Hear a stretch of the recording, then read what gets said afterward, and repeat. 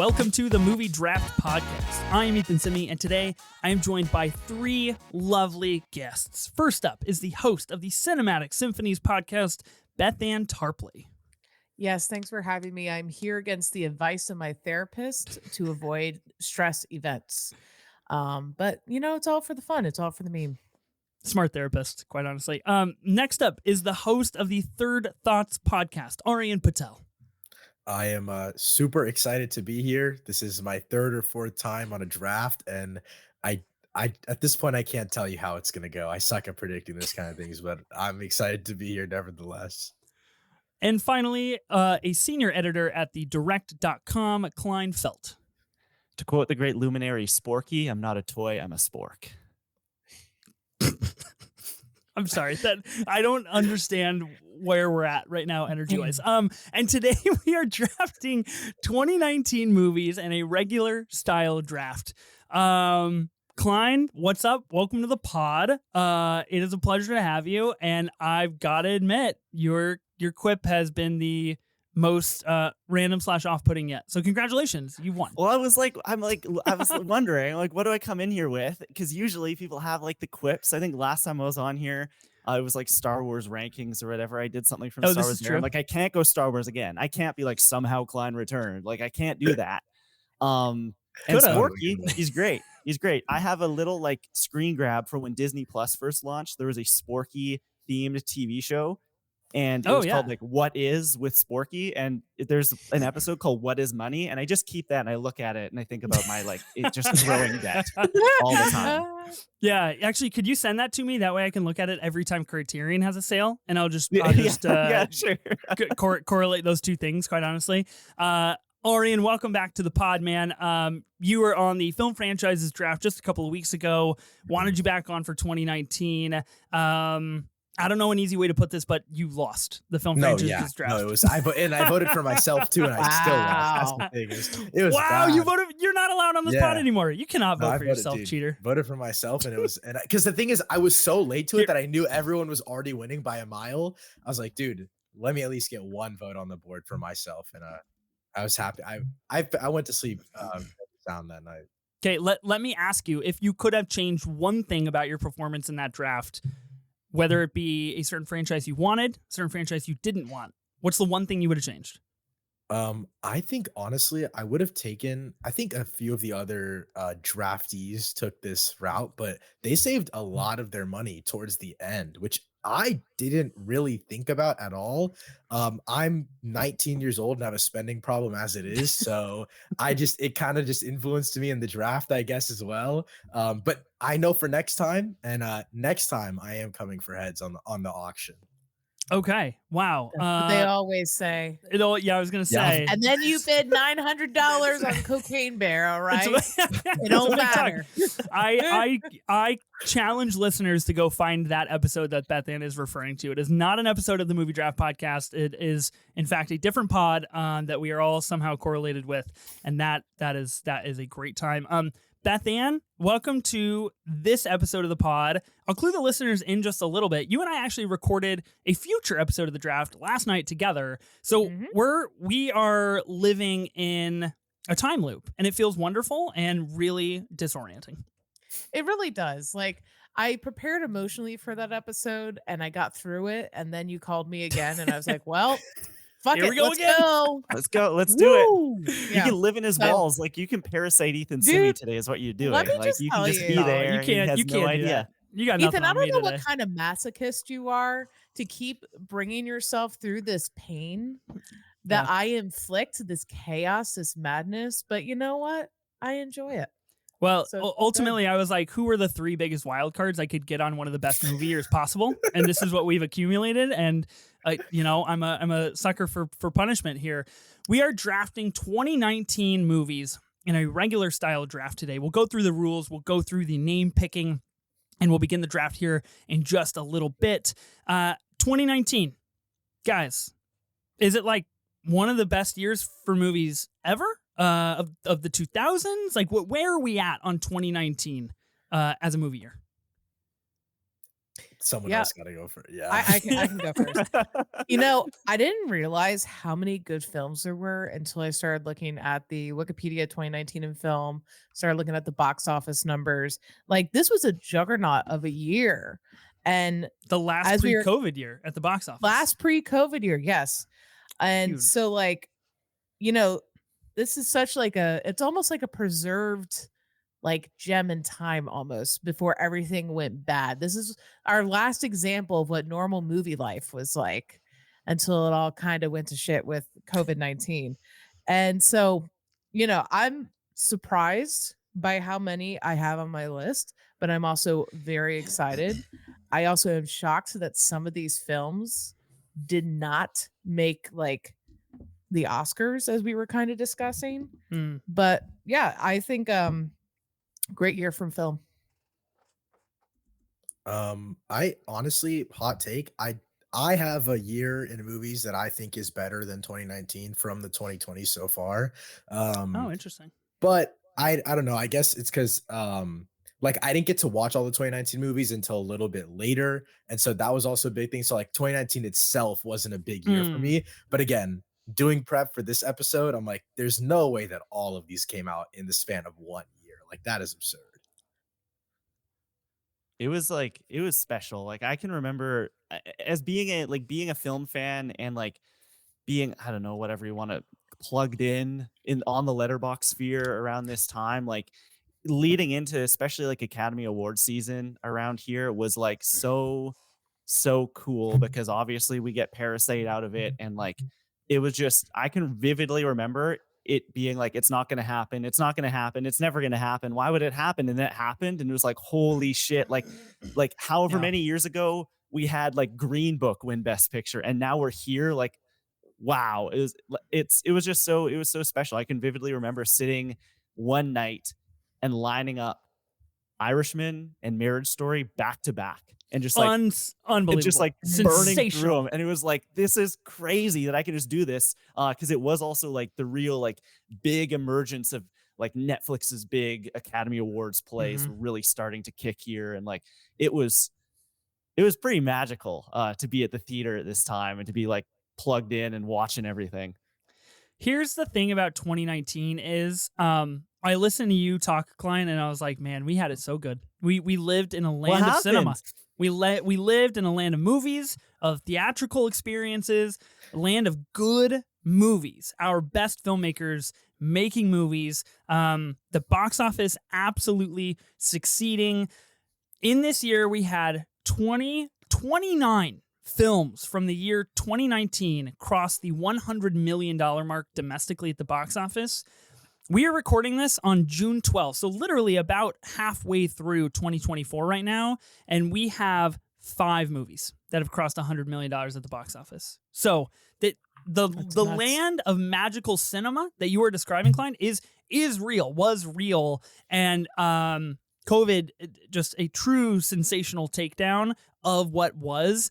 I remember 2019 because it's really the first year that I started to care about movies. And I hate that this is my origin story, but I have to tell my truth and I have to accept that this is who I am. So this is my origin story year where I go see Uncut Gems in a theater and I say, what the fuck was that? How can movies do that? And then obviously, lo and behold, it becomes one of my favorite movies of all time. And then I go with my friend to go see Joker, a movie that at the time I'm not plugged into. I haven't seen King of Comedy. I haven't seen Taxi Driver. I'm not really familiar with Scorsese. I'm not really familiar with Todd Phillips or Joaquin Phoenix's filmography, anything like this. So I don't have the elements going into Joker. I go into Joker and he shoots De Niro at the end, and I say, holy shit, people can just die in the end like that? And this is movies. And I remember standing up for both of those films right afterwards and just like losing my mind. So I luckily, thank the cinema gods, get plugged in at the right time. I get to witness Parasite, Bong Joon-ho, everything going on with the Academy Awards, and I get a taste of the sweet syrup that is so quickly taken away from me. Joker actually is the movie that caused me to start a podcast with my friend, because I was like, we got to fucking talk about this that guy. taught you about mortality. taught me about what is possible on a live television set show. And so whether I like it or not, that is where I'm at with 2019. So it's a big year for me personally. And I think there is something special about this year. We're feeling good about the draft. Do we feel like there's a lot of good prospects here? Enough for all of us to flourish? I'm scared though, because I feel like I'm gonna get the worst of the scared. best, which always happens for some reason. But I'm excited. Yeah, I'm nervous because, like, as someone who listens to the show and has been on the show, you never know what is going to happen. Every different draft is a different ball of wax. Bethanne being here just terrifies me because good. Me too. Don't worry. She can tear people's hearts out in a second. I've seen it happen before, and so that worries me. But I'm coming in with, I want 2 movies. If I get those 2 movies, I'm happy. Like, that's really, I'm happy. So I'm going for those. Everything else can fall as it may. Okay. I haven't done any serial killer letterbox stalking on anyone here. I'm just like, you know what? I made my list. I want these 2 films. If I get them, great. If I don't, there's always another movie draft podcast episode to come back on. Yeah. My thoughts exactly. Listen, my thoughts exactly. That's a real double-edged sword strategy. Wow. I'll tell you that right now, because we've seen it happen. People get affixed and they got to have the movie and they let the rest slide and things start to crumble. And you know what? What if your 2 movies are also my 2 movies? Like, who knows, right? They might be, Ethan.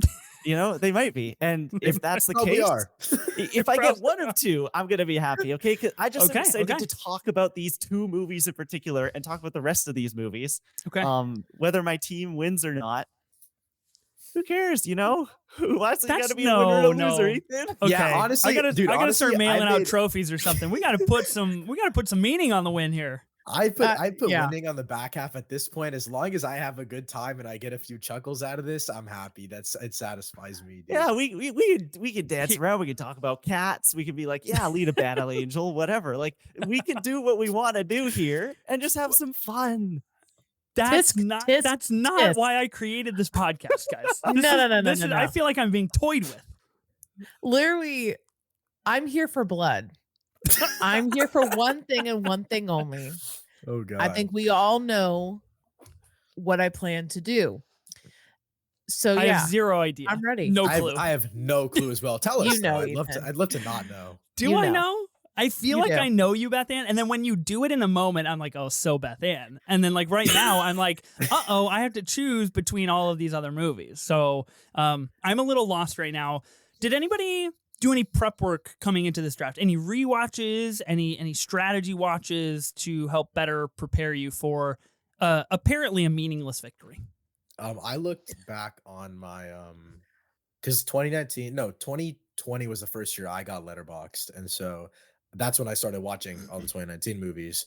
So I looked back at my Letterboxd from that year, and I was like, yeah, you're such an idiot, or yeah, you're so right. So it's a lot. I mean, a lot has changed. It's been like 4 years. I was like a 15-year-old high school freshman at the time. So my movie taste has completely changed, but it gave me an idea of like, maybe I'm willing to risk it all for this one movie. For young Aryan. You got to do it for your younger self sometime, man. I watched one. I had one like significant blank to fill, and I was like, I need to watch this because I had heard so many good things and it had been on the watch list forever and ever and ever. And so like I watched it. It was great. We'll see if we talk about it today. But it's so scary to hear people talk about being in high school 5 years ago. So scary. So scary, man. I hate it. Up on my decade with Letterboxd, guys, and I was a freshman in high school when I got it. So let's go. That's why I remained quiet. I was like, oh yeah, freshman in high school. I was tapped in late, guys. That's on me. No, that's all right. Bad beat with time there, Aryan. Nothing you can do about that. Tough. Okay.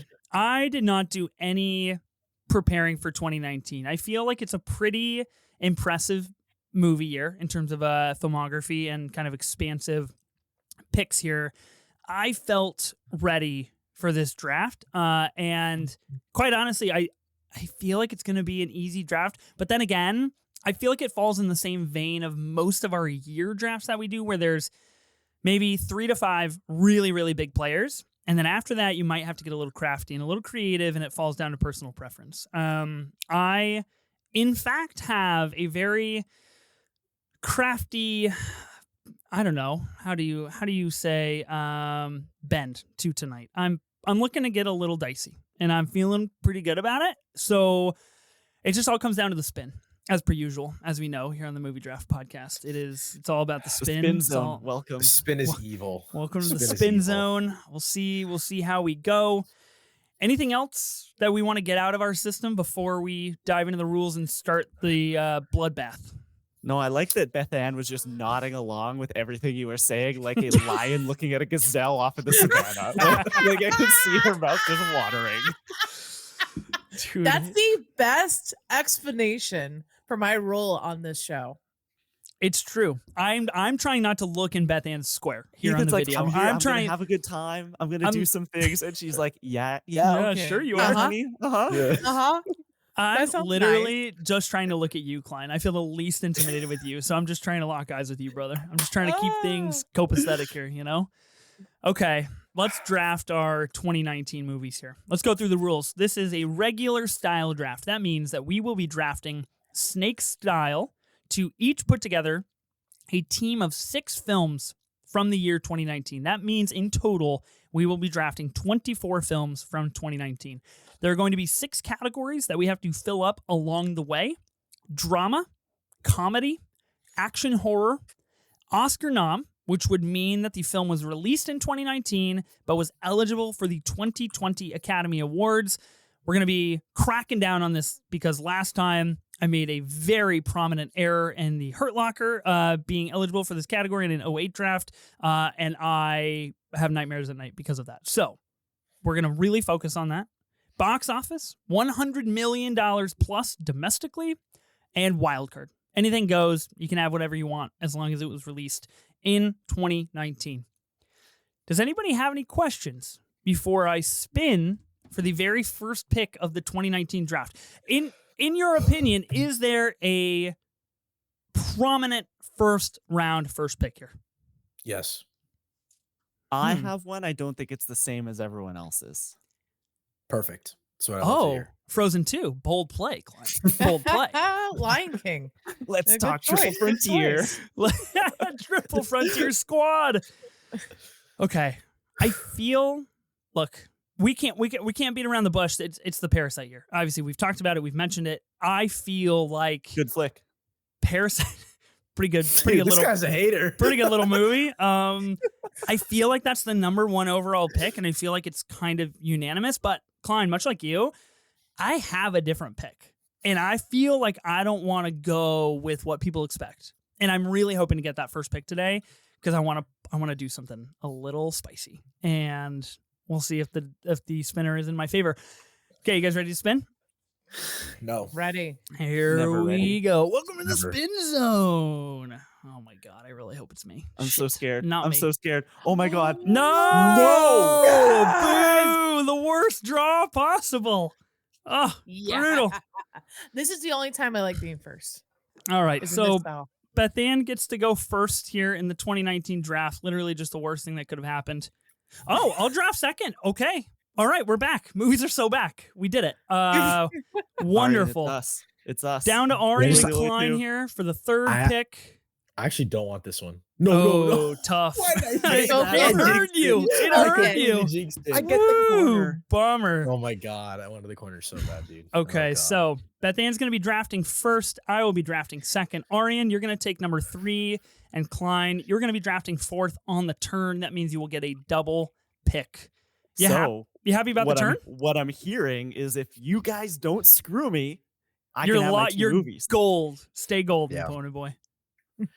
So, Bethanne, Aryan, myself, it's down to us. We have to form a holy trinity here, a unity, if you will, to try to read Klein's brain and figure out what the 2 movies are so we can at least take one of them away. If not fair both, enough. Really. Oh, gosh. I don't know if I'm ready for this. I just downed a cup of coffee and my heart is beating kind of really fast and I'm worried for my health. But we should draft. Bethanne, What are you going to take? Number 1 overall pick in the 2019 movie draft. This is hard because I want to start with Oscar nomination. But also, there's a great uncut film. Yeah, you could ruin that can Ethan's go night. into drama. You right sick fuck. You wouldn't dare. Number 1 overall, you wouldn't dare. Good This movie. is the greatest. I'm thinking about it. This is I'm the thinking greatest about moment. it. This is Here, This is how I win. I'm gonna pull the room. Klein, should I take Uncut Gems? You're pulling the room for the first overall draft pick of one of the best movie years in history. What is going on? She's consulting. Okay, Ethan, I'm consulting people. Klein, I trust your opinion. When I heard Bethanne was going to be a part of this draft, I was like, she has to take Uncut Gems away from you. Oh my God, you guys.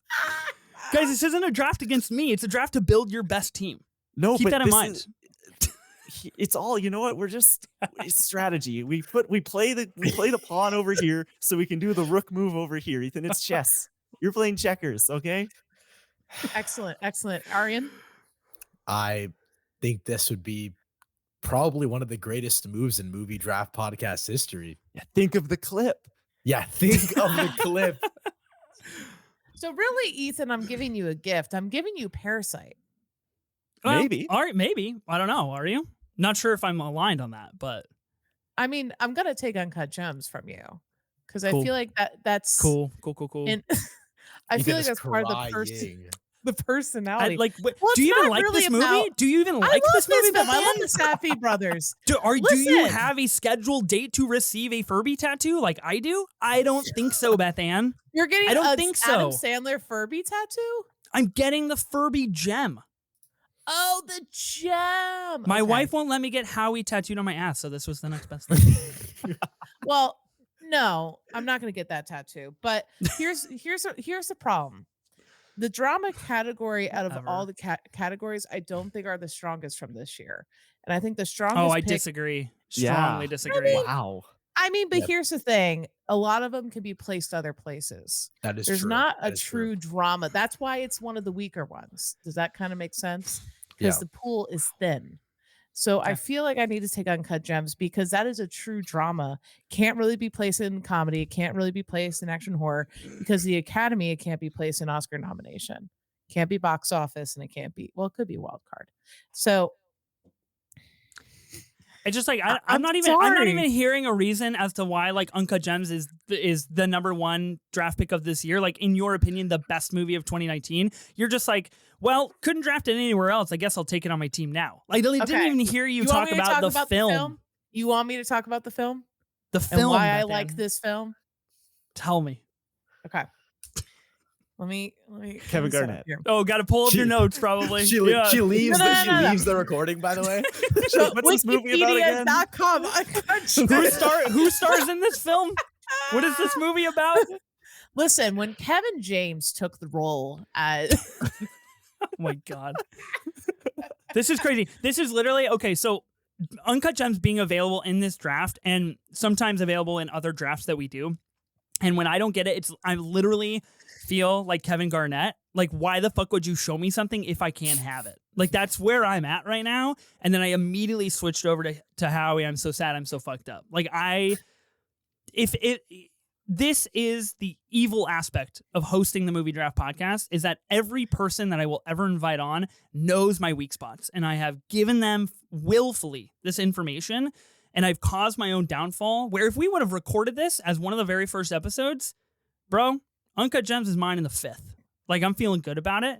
And now There's this is the monster I've created. This is You're why I took crazy. the Before trilogy last that episode almost made that I me was feel on. bad that I wanted to give it to you.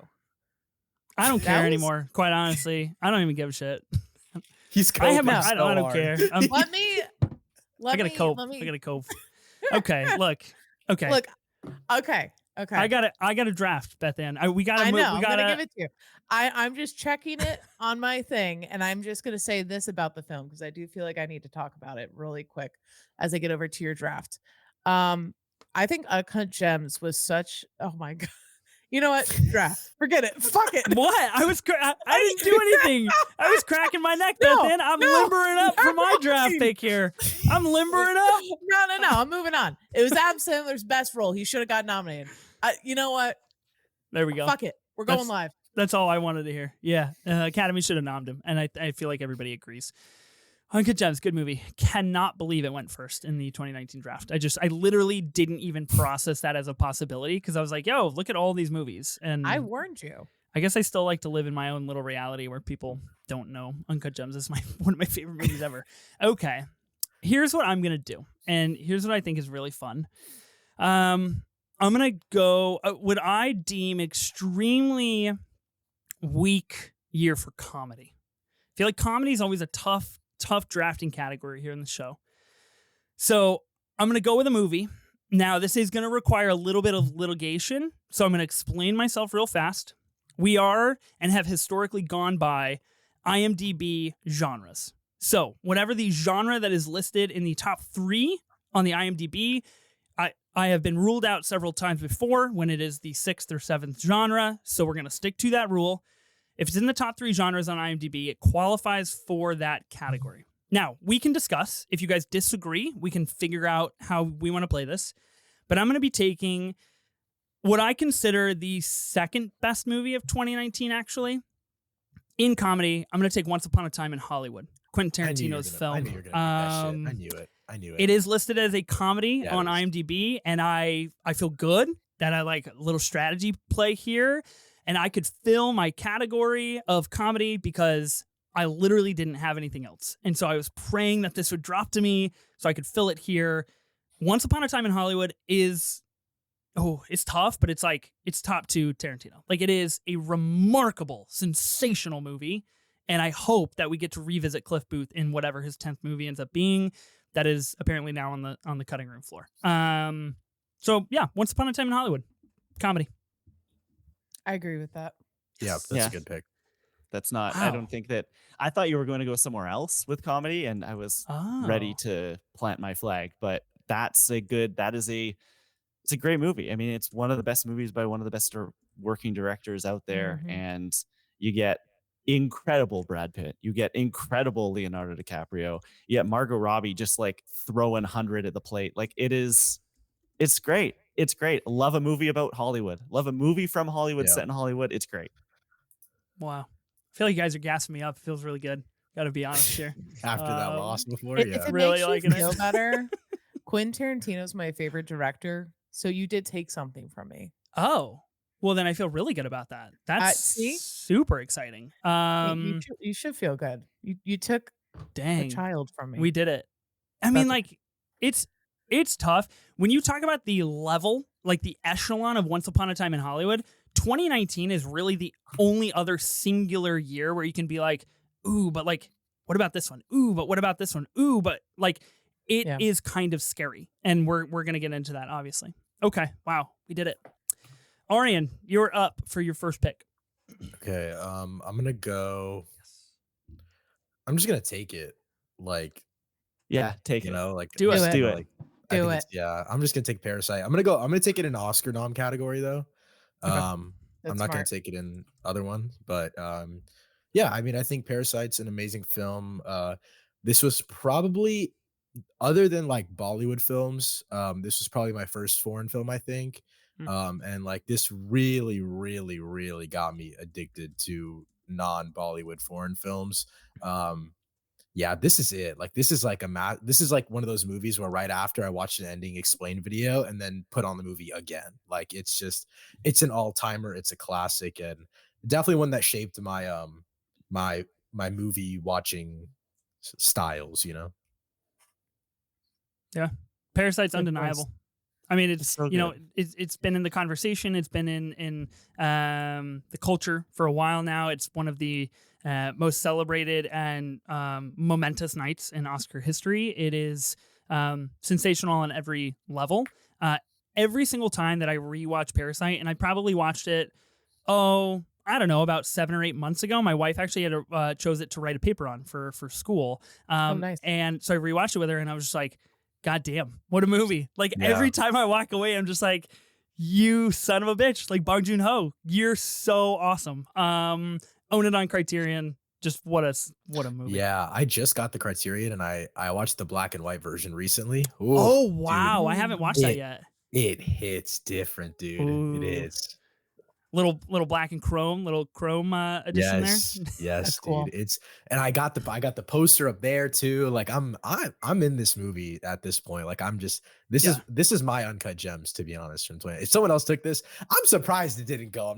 I'm glad that we put Ethan hating as a priority, and then Ethan took Once Upon a Time in Hollywood. That's fine with me as long as I got Parasite.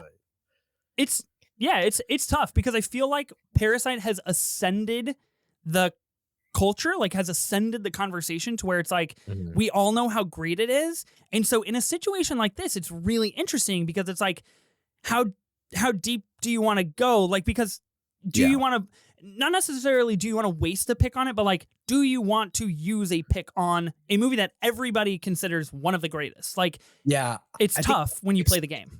It takes away from like the personal aspect of the picks, and people are like, oh yeah, it's automatically just a trophy that's on your team. Like it's it's cemented. And so it's kind of like a, a subtle flex. I got Parasite on my team, but fair. Yeah, I'll give you that.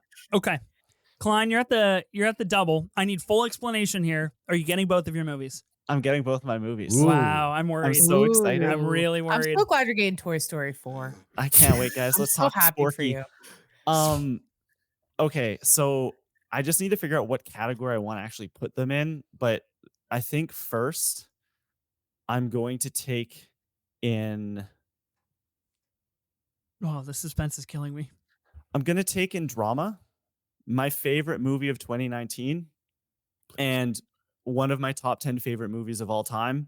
I think this is a masterclass. I think it's the best movie made by this filmmaker to date. And it is called Little Women from Greta Gerwig. No, nice. Oh my god, I think this is nice. This is one of those movies that I came to later. It was a pandemic watch. I can remember sitting there watching it ending, and me going, "That's one of my favorite movies of all time." Like just like right from the end. I think it is brilliant adaptation. I think it's some of the best writing Gerwig has ever done. I think that everyone in this movie, this incredible young cast, all the all-stars are there that we are now looking at and going like, the next generation is here. Saoirse, Florence, Chalamet, like it's immaculate. It is just, I think, one of the best movies ever made. And I don't know if Greta Gerwig ever tops it. Like it is so, so, so, so good. I think about that ending all of the time.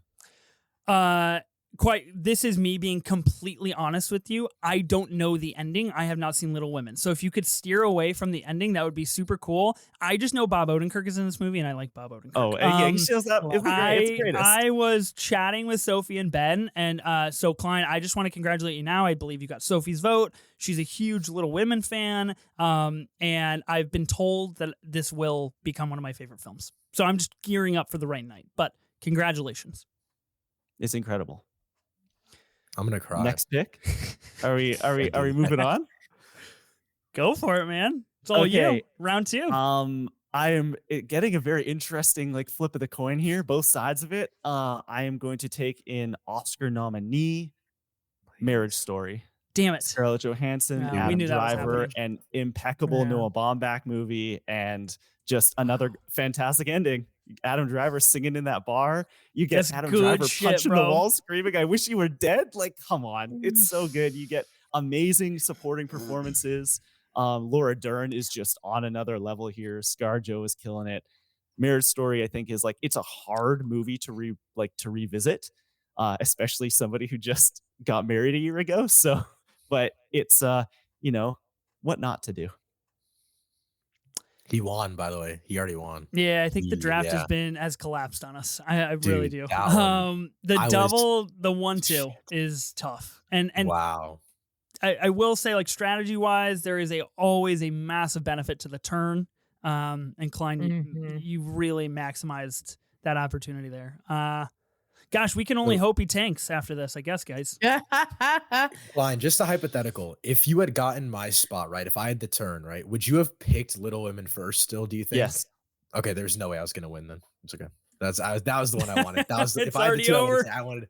I wanted Little Women so bad. You don't get it, man. I mean, you do get it, actually. I'm glad you put respect on it, but like, it's so good. And it doesn't, dude, it does not get the love. Like, that's the thing. I I know. think that No I one think there's talks a about it. dedicated, passionate fan base of people, especially since Gerwig has like really blown up with Barbie.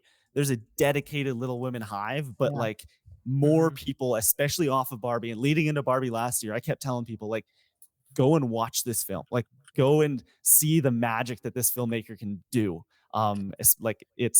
It's crazy. The trilogy of Lady Bird, Little Women, and Barbie is like, it's nuts. Is a run. Since we're on the topic, can we talk for a second about Greta doing supposedly a triplet of Narnia films for Netflix? How are we feeling about one of our greatest filmmakers currently going that route? Get that bag, I guess. She proved to me with Barbie that she can do just about anything, and so I'm interested. I don't think this is just going to be a straight across the board, here's a Chronicles of Narnia movie. Like, I have a feeling that it's going to be smarter than that. I have a feeling there's going to be some layers to it, but I do part of me wishes that we weren't doing that. Like, I want to go back to just some Sacramento bedroom and hang out with some teenagers. Like, that's kind of really all I'm looking for. My only advice to her is make it gay somehow, because there's plenty of listen. I'm Mr. Tumnus. You never know. There's plenty of material. The Beavers. I mean, come on. Lesbian couple. Come on. Come on. Let's go. It's tough. It's a tough beat for Greta. Dude. I feel so bad for you.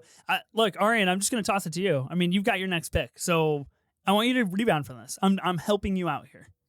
Move on, push forward to a better tomorrow. The best way you know how. Anymore, man. I'm so good, bro. Okay, this is just threw me for a complete loop. I didn't know anyone was tapped in the game like that. I should have done my research. I should have stalked your letterbox. That's what I should have done. I love that you think you're the only one that's tapped into both Little Women and Marriage Story when it's like 85% of film goers. I just wanted Little Women, and I was like, and the second that Klein was like, "Oh, Parasite, boo-hoo," like, you know what I mean? Like, he was not hyping it up like that. I love maybe Parasite. I was like, maybe I should. You were playing it like you didn't like it. I'm not gonna lie to you. Gotta play the game, man. You got to play. This is blackjack. I come in all nice. And then I swing for the fences. Okay, let me see. You can pick up the two popes and Oscar nom. That's still available. No. Judy. Yeah, Judy. I'm gonna go and I think this counts. I double checked the IMDb, but I'm gonna go for comedy. I'm gonna hit Knives Out. Shout out, yeah, for sure. Okay. Love that movie. Perfect. I didn't know if we were gonna count that, but yeah. Well. Here's where things get interesting. Here's where I think we need to deliberate as a unit, because if you do look on Knives Out, here's what we got for themes: cozy mystery, satire, whodunit. That would be our 3. Comedy in the 4 spot. But I'm okay with it on the bubble if we all agree that it is in fact a comedy. I would have expected comedy to be number 2. Quite honestly, on the themes. Satire is comedy. I mean, that's basically another word for comedy. Yeah. In genres on IMDb, it does say comedy, crime, drama, mystery, thriller in that order. Okay. Yeah, we're square, man. I would have given it to you anyway. Yeah. Okay. Sweet. That's a good pick. Knives Out is like one of the first like mystery, like whodunit like movies that I saw, like that I was like super into, I guess. And so I don't know, that the cast obviously, and then I don't know. I guess on the topic of Knives Out, like Glass Onion didn't really do it for me as much. And it just made me love the first one even more. And yeah, I'm hype as hell for the third one. I'm so there. The long hair, the trench coat. I know. I was gonna ask how we're feeling going into. He's cooking. What's it called? Dead Man. Wake up, dead man. Wake up, dead man. Yeah. Oh, interesting. Kaylee Spaney Hive, we're here. I'm hyped for that.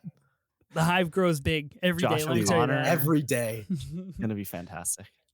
Yeah, I think Knives Out 3 is gonna be good. I think Glass Onion had a few more like fatal flaws than Knives Out did, obviously, and I think that's a big sequel problem. Yeah. I think it's also a huge Netflix distribution problem, because the thing coming out of Knives Out was like, oh wow, this is the next thing. And so Netflix like bought the rights. They bought Ryan Johnson, and they were like, oh man, let's drop it during Christmas and like just drop it on the streamer. And everybody was like, yo, that's bad. Like that's what made Knives Out so good is that we went with our friends and family to the movie theater again, though, and saw it again. This movie's also a Netflix movie. Yeah. I know. I hear you. I just look, Netflix, up the game. Put Hitman in theaters. Put Knives Out in theaters in Canada. You can go to a theater right now. Put in the US. It's not on Netflix. In the US, the country. Oh boy. What's it called? The second one, it had a much wider release than I expected though in theaters. Like I live in a not small town, but like a medium-sized town with like just one AMC, one Regal, and both of my theaters were playing it all day long for like a week and a half, 2 weeks. Hitman? So no, not Hitman. Not Hitman. Knives Out 2. What? So I don't know if they signed something between those times. They had a weekend or something where it was like wide release for 2 or 3 days. You know what? I actually lied. I did see this movie in theaters. You guys are so right. I totally remember. It was like a 1 weekend experience. Yeah, it had a pretty decent like spread of where it was at, I think, but the length was nowhere near what it should be. Like it needs to be in theaters for a while. Yeah. Okay. Yeah, I mean, especially with such a big ensemble cast too. Mm-hmm. Like it's kind of just weird that like we get these big budget films and then they just go on a streaming service with no fanfare. Yeah, I think you can definitely. I think also like the cast for this, at least, like you can get butts and seats. Like it's that. I don't think that's a question really. But again, it's just Netflix being assholes once again. So yeah, true. Okay, I am on to a pick here. I'm gonna try and play. I'm gonna try and be smart about where I'm headed. A movie that, if I look at our drafting, I just have to survive Bethanne. Interesting. I don't know how easy. I'm not here actually to take any more films from you. I don't think. But can you take a film from me? Well, so there's two films that I really want, that I have to have. If I get these two films, I feel like I have succeeded here today, and I feel like I have a very good shot at winning this draft. But then again, you have a double pick, and I literally have no idea how you feel about either of these films. So it is a complete toss-up as to what I should pick.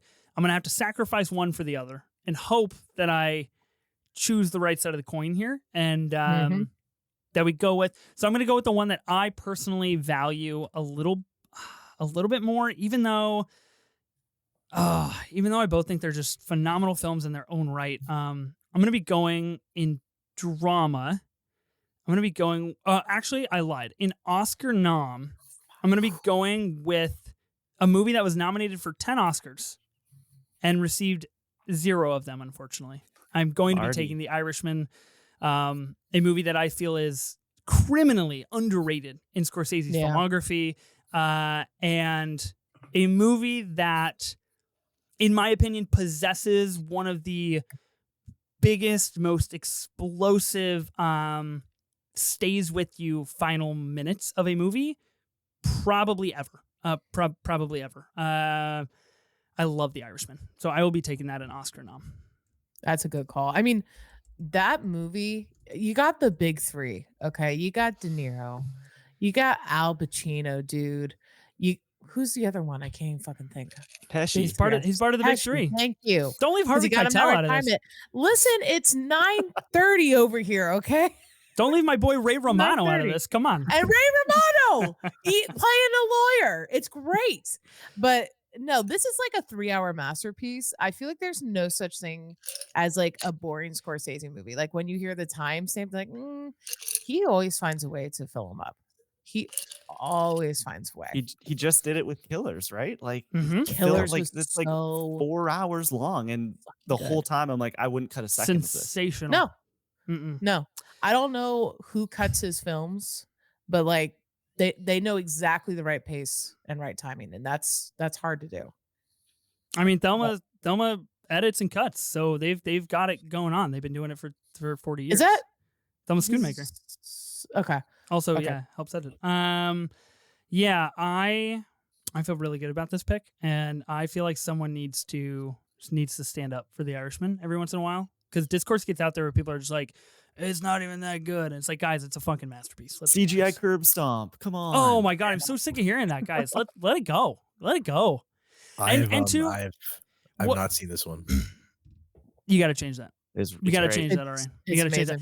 What I think is really interesting too is 2019 as like the last pre-COVID year, huge Netflix run at Oscars here is kind of like their big, kind of their magnum opus of like, we're going to try and win Best Picture. Obviously hasn't been done. And it is a huge like kind of thing that they're still trying to attain. But The Irishman, they give Scorsese all of this money to de-age De Niro and Pesci and Pacino. Yeah. And it looks fucking phenomenal. Like, I don't know what to tell you. It looks good. I think it looks good. I'm positive there's people out there that disagree, and that's fine. But, like, they did it. And I think that is really, just like, cool is such a lame word to use in this sentence, but I think it's very cool of Scorsese to be like, sure, I'll take a fuck ton of money from Netflix and de-age my dudes. Like, okay, let's do it. Like, this is a story I want to tell. I think that's wonderful. Okay, Bethanne, you've got a double pick, and I can only hope and pray that my movie survives. I hope for your sake too. Do you know? Do you really? I'm not as heartless as Klein believes, but I'm like halfway there. You might be more heartless than Klein thinks. Okay. I'm hesitant to do this for Oscar nom, but I feel like it's the best spot for it for me. And I am a big villain person. Okay. I think a villain is your best time to write a film. So I'm going to grab Joker for Oscar nomination. And this is a heart pick for sure. Cause as someone who writes and does marketing and all that fun stuff, but as a writer and who loves storytelling, I feel like this is such a great origin story. I mean, it's been done before, it's a Joker, but I love Todd Phillips' spin on it. I love that it takes place in the 70s, that I love that it's like a disease he has. Like, it's so creative in how he approaches it that it feels tangible. It actually doesn't feel comic booky. It makes you feel like that Taxi moment. This person is just a person with something that just wasn't right. And it was the right time and the right place to just poke it.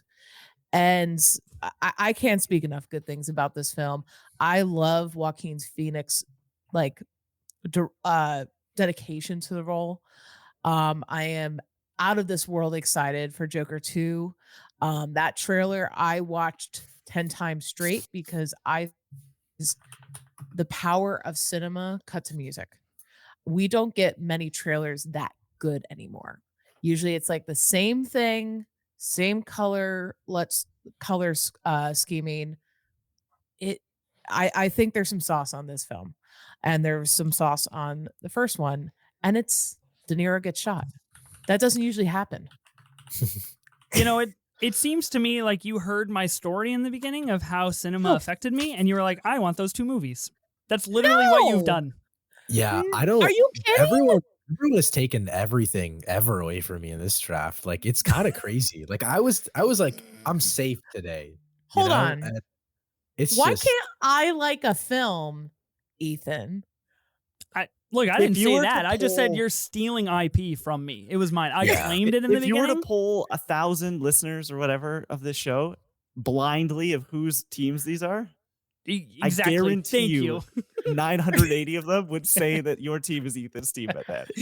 I'm sorry. Like, Uncut Gems, maybe a little bit facetious on my end, but Joker is truly a heart pick, Ethan. I'm sorry that we both have good taste. Not an uninteresting strategy for the graphic, I will tell you, because the graphic goes out anonymous. So folks who don't listen to the show, obviously I recommend you listen to the show, but if you just see the graphic, if you think people are going to be like, yo, Ethan, good team, and vote for you, that's a huge compliment to me. I really appreciate that.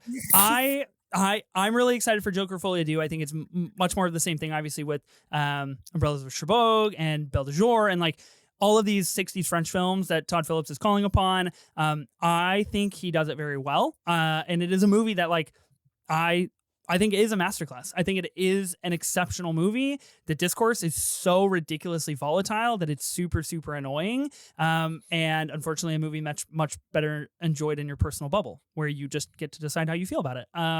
But I love Joker. I think it's a great flick. I just want to make it clear that I do not.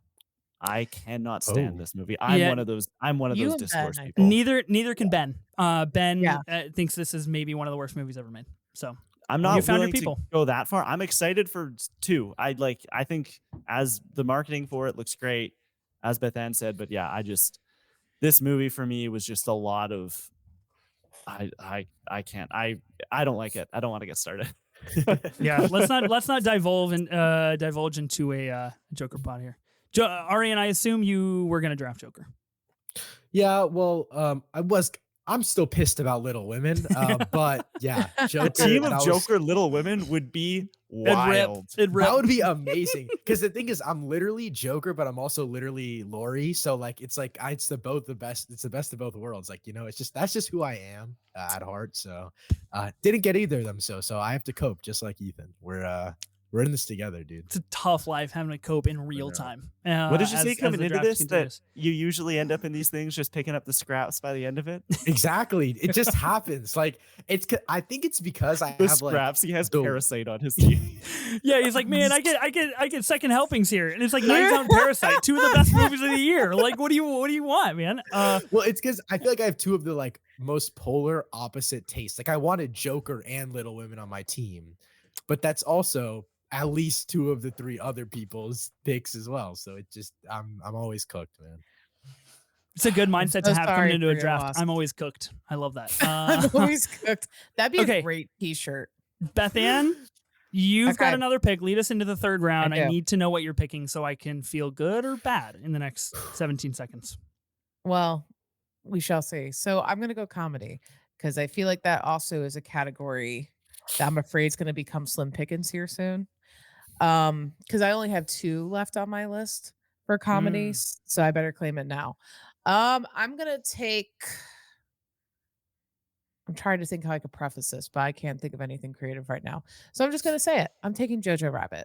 I really love Taika Waititi. I think, past this film, it can be argued he's getting a little bit off the. Come on, where's the next school wins high? I think you've mistaken a little bit for a whole lot. Where's the Thor Love and Thunder high that? Yeah, once that happens, but I think Jojo Rabbit is his last refined film before he gets too much into the quirky and too much into too many jokes per minute. And we had a big discussion about that yesterday. When talking about Love and Thunder. A future podcast, which people will have to wait a significant amount of weeks to enjoy. Yes. Yes. Tough beat. But for Jojo Rabbit, I like black comedy a lot. I like comedy that pushes a line sometimes in a good way. And I feel like he really mastered it on this. Obviously it's talking a little bit about World War II, Hitler, and those can be heavy subjects, but I think he just kind of really approaches it from that kids element of what they must have been experiencing. And really, it's a really interesting idea to explore in context with what it was like to have that in the back of your mind, that Hitler's your best friend versus what's actually happening in reality. And I just think this film, like I said, it's on the cusp of his refined creativity. It's right there, and then it just kind of goes overboard. So to preserve his last great film, I'm going to take Jojo Rabbit. I haven't seen Jojo Rabbit in a long time, but I remember not thinking too fondly of it. I don't think Taika has, outside of his very first film, which I credit to be What We Do in the Shadows, I honestly don't enjoy him as a filmmaker. I don't think he's very good. That's my take. I like Ragnarok a lot. Don't like Thor Love and Thunder. And I think I've seen parts of Jojo Rabbit weirdly at the dentist's office, I think. But what a place. Yeah, it's just dentist, honestly. That's crazy. Yeah. I don't know what I don't know much about the movie, but I respect the take. Yeah. So here's where I was at. It was either gonna be Jojo Rabbit or Detective Pikachu. So No Good Boys love, no Shazam love. Y'all are sleeping. That's crazy. Y'all are sleeping. There's so many bangers on the board. It's insane. Really? You're And now talking about I'm the only Detective one with Pikachu. comedy left. Yeah, Yeah. Klein gets a scapegoat here. Interesting strategy being played out here. Okay, that brings me to my pick, and I have lived to gather the film that I was truly hoping to get here. The only horror film that I consider a 5-star true just masterpiece of a movie. I'm going to be going with Ari Aster's Midsommar in action horror. This movie is just fucking phenomenal. I don't know what else to tell you. I could literally go on a 2-hour pod about Midsommar right now, and I haven't watched it in probably 6 months. Coming back to IMAX this summer. They're playing the director's cut. It's happening on the summer solstice. I am trying to get out of a dinner in Las Vegas for my wife's birthday so I can go see Midsommar at an IMAX theater in Vegas. We'll see how that goes. I love this movie. I did it. Never seen it. Never seen Midsommar. I don't do spooky. I don't do. It's scary. not spooky though. It's not spooky though. That's the thing. I don't do scary. I don't It's know. shot in daylight, Klein. It's pretty damn daylight. scary, dude. It's okay. I will say it's a feat to make a movie this scary while all in daylight. But I just watched this for the very first time, and it was like me and a bunch of my friends in a completely dark dorm room watching this movie, and it was just beaming in our face. It was not worth it, and I honestly didn't like it that much, sadly. But but the thing is, I'm very open and excited to rewatching it when it does come back in theaters, because I think I'll like it when I see it again. I just think it was sensory overload the first time. Like, it was way too much going on, and I could not process anything. What a Florence Pugh year! What a Florence Pugh year. I think this is Florence Pugh's best work that she's ever done, and she's in a lot of good stuff. She's in a lot of great stuff coming up. So I think Midsommar is kind of untoppable when it comes to that. Okay, I've got my holy trinity of movies. I can't believe we made it here. This just feels so good. It just feels good, guys. Aryan, you've got to pick. Okay. On the other end of the spectrum of maybe it doesn't feel so good to draft. Yeah. Okay. So, for this one, I think I'm running it a little bit close to the edge of the genres category, but I do believe this qualifies under drama. Ford v Ferrari. Good call. I believe that it is the exactly third genre that it's listed on. I just watched it for the first time within the last year at some point, and I absolutely love this movie. I built 3 different car mini Lego sets while watching this movie, and I've never peaked in my life like that. That is how you live life, is building car Legos and watching Ford v Ferrari. This is, in my opinion, one of the most underrated Christian Bale performances ever. This is I cannot believe more people do not talk about this movie. I don't think it's best of the year by any means, but very underrated in his filmography. And yeah, it was much more intense than I expected. I expected a cool car movie, but this was cool. I really, really liked it. Wow. Won 2 Oscars. That's crazy. Yeah. James Mangold makes Ford v Ferrari, and then I believe he goes on to make Indiana Jones and the Dial of Destiny, a film that I actually stand by. I think it's not as bad as people think. I don't think it's good, but I don't think it's now doing as a bad. Bob Dylan movie. Yeah, picking up Timmy Boy. Wait, can we pause and there's no way Ethan just defended Dial of Destiny and then he shits on Wonka every single time. Dial of Destiny is good. Dial of Destiny is good. It is no Klein, way. you nailed it. It's good, not great. Indy gets what he's always wanted. He gets to be at the source of the things that bring him adventure. He gets to travel back in time. That's but it. Wonka What gets better to than that? spread happiness and joy across all of whatever the hell town he's in, and we get so good you don't even know the music, town. You don't songs, even know the town that you know Wonka what, resides in. Ethan, That's interesting coming from a Ethan, guy at who the end of loves the day, Wonka. Ethan, at the end of the day, you're just a D1 hater, and I just need to bring up Wonka again on this podcast to keep my streak going. So whoever's next. It's crazy because all this audio is getting cut. Nobody will ever hear any of this conversation. Won't even matter.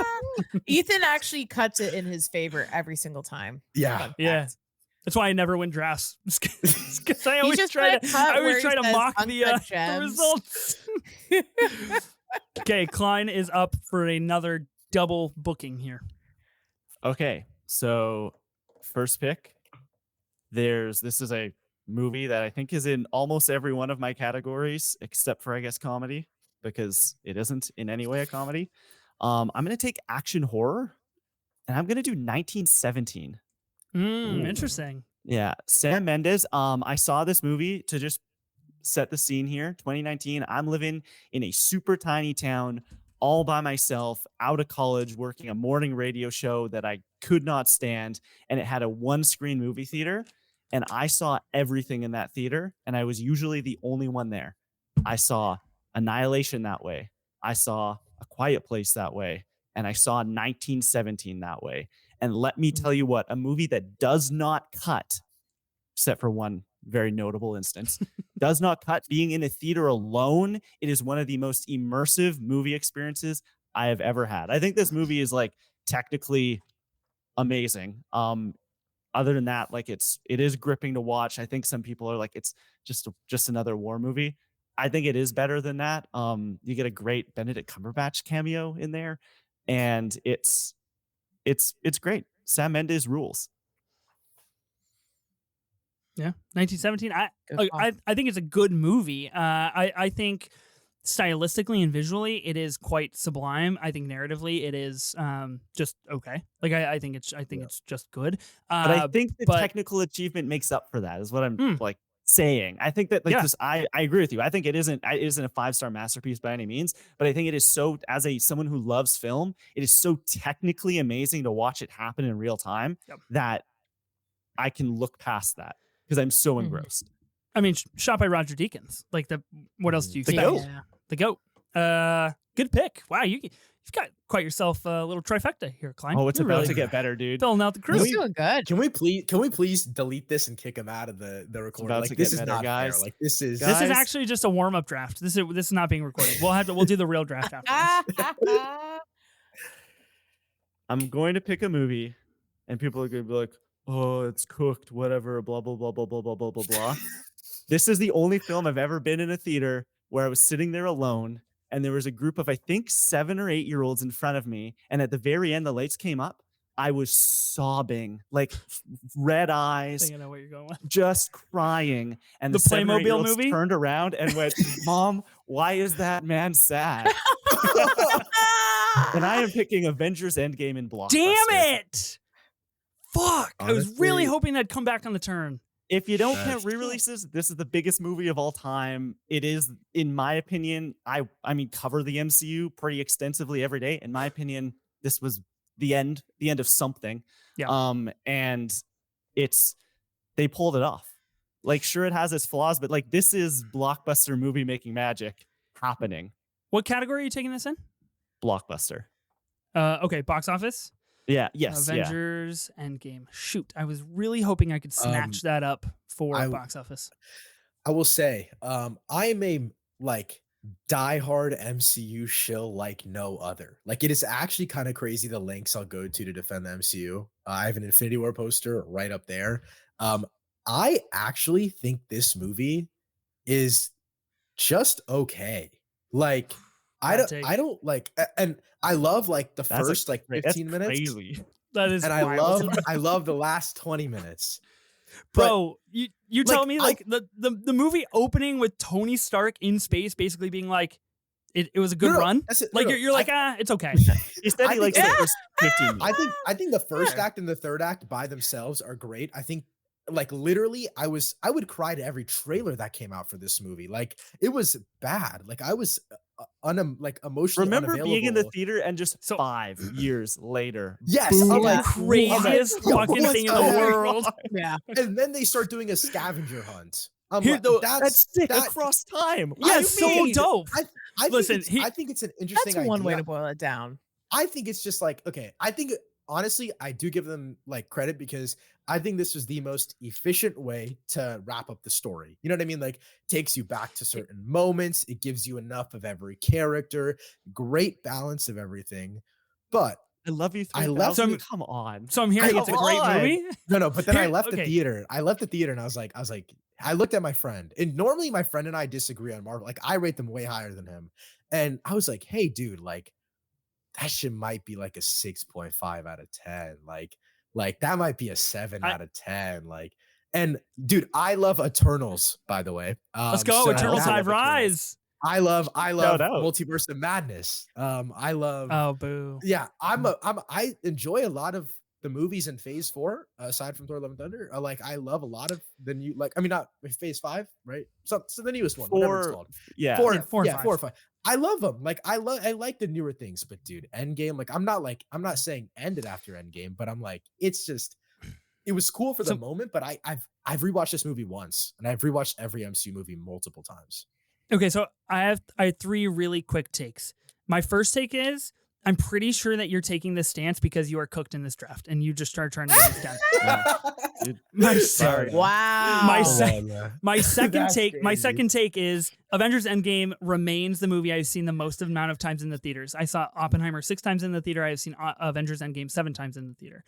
This was it. This was the height of the power of the MCU, and they did it. Mm-hmm. The third thought I have on this is, Klein, you mentioned the 5 years later, and like it immediately took me back to just being like, that's crazy. Like I remember I saw this Thursday night, and then I went again Friday morning, and I was like, I have to live in this movie. Like it's a complete you're unknown. Sitting So there, you've seen all the marketing, and it happens, Right. and you're like, how is that? Yeah. So what? my what's point next? is Deadpool and Wolverine comes out in what is to be about a month from when this podcast is going to drop, a little less than that. If Deadpool and Wolverine happens and we get the first 15 or 20 minutes and it's sensational, God forbid, it's sensational. Then they drop a title card that says 5 years later. I got to be honest, from a personal perspective, I don't give a shit. Like the MCU has lost their ability to do that, in my opinion, now. Mm-hmm. So like, I think at least credit to Endgame for that. Like they all had us in a chokehold and they could do anything they wanted and they did it immaculately well. Aryan, tough to be a loser on the Movie Draft Podcast. I feel you. I feel you. Okay, Aryan, it is your pick. Okay. I got to come back from that take. Apparently, It's also you need to pick a box office movie at some point. What else? Like, yeah, no. You are right in terms of like if we were like what's the most successful, I definitely would have taken Endgame. I am gonna go for my box office movie right now. Let me Control F to make sure this is correct. Okay, it is. I'm gonna take for box office. I'm gonna take Us. I believe that was 2019, correct? Right, Jordan Peele, 2019. Makes That was it. makes $175 million at the domestic box office. Yeah, It's truly astounding. what a crazy So- box office year. There's so many. Like, yeah. Little Remarkable. Women, 1917, Knives Out. Like, Dude, you right guys now keep going. those movies are making pennies if it came out right now. Like it is like, you know what I mean? Like we have not recovered from that. And like Us was probably the first horror movie that I watched and then came home and like I told my friend like, hey, can you come sit inside for a little bit? Like I can't be home alone right now. Like I can't do this. And I was totally freaked out. I couldn't, like, I was scared of the dark for like a few days afterwards. It really fucked with me mentally. And I think it's Peele's best. I think it's Peele's best. That's just me, but Wow. I'm not Actually- the biggest fan of Nope personally because I haven't gotten the chance to rewatch it yet, which I want to do. But I think Us is the best of Nope's filmography. I actually think Us is the most flawed of Peele's filmography. Personally, I agree with that. I think Nope is the best. I think it is not even close in my opinion. I know a lot of people are going to say Get Out, but I think Nope is like a modern day Jaws. Like I think Ethan. it's redefining of cinema.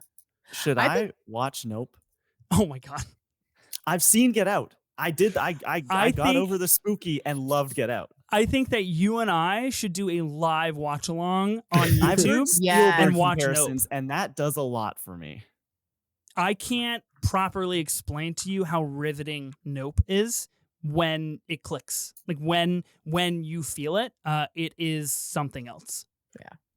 We'll just say I that. mean, let me say this about Us because I also agree. I think it's his most flawed, but I do think it's still a worthy like contender in his filmography so far. And plus, I got to give a shout out because Tim Heidecker is in it, and I am a huge Tim Heidecker fan, huge. So I think he did such a good job casting this film. Like I just think he really I think every role fit well.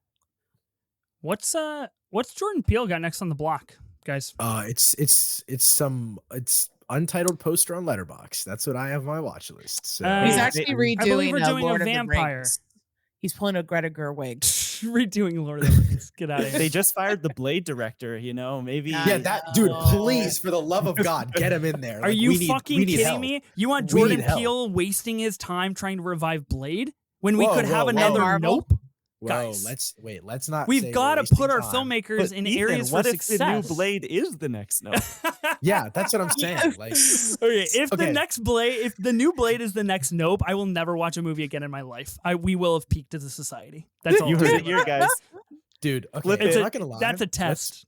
That's a challenge. Slight side note to Blade: the fact that they're spending this much time and like firing all these people, rehiring them. October 2025, baby. I know.